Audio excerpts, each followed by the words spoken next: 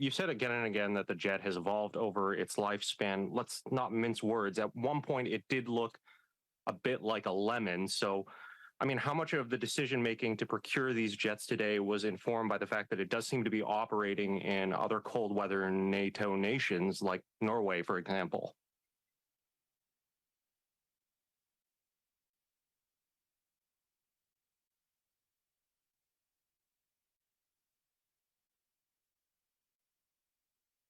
Okay, thank you very much.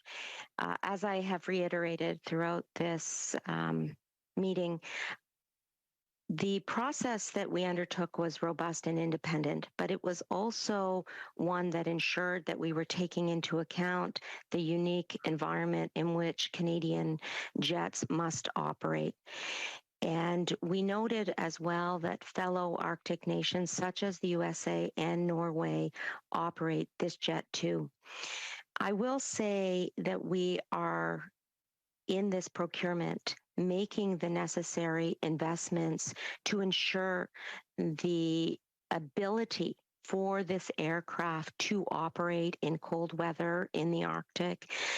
We will ensure, for example, drag chute capability for short, icy, wet Arctic runways. We will ensure that our aircraft have a true versus magnetic navigation capability to enable far north Arctic navigation. And we are also procuring strategic tankers to provide air-to-air refueling capability, and that's going to increase the range of our fighter jets. And finally, I'll say that we are upgrading the infrastructure for the fighters across Canada, including at 4 locations in Canada's north through our NORAD modernization plan.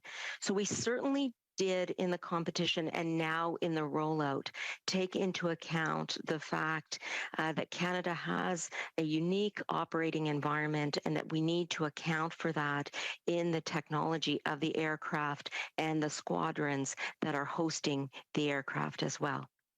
Thank you. Is there time for a follow-up? Yes, go ahead. Yeah, so how reliant will Canada be on Lockheed Martin and American engineers for repair and maintenance, or does this deal include knowledge transfer to Canadians? It's a great question. We are making sure that we are training our Canadian technicians and that we have squadrons that will have the technology and the facility to undertake repair and maintenance and technology upgrades here in Canada. We will also make sure that we are equipping the fighter jets with the most recent technology.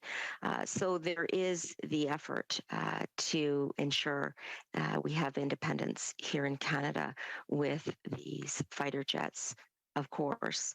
And as I said, the flow through of this procurement in terms of technology transfer is going to be apparent in our RCAF and in our Canadian Armed Forces members, but we're also going to see flow through economic benefits in the range of $425 million annually to the Canadian economy and in GDP numbers, as well as 3,300 jobs annually for Canadian industry. We are going to ensure specifically that we have 20 maintenance bays at Cold Lake and Baggetville.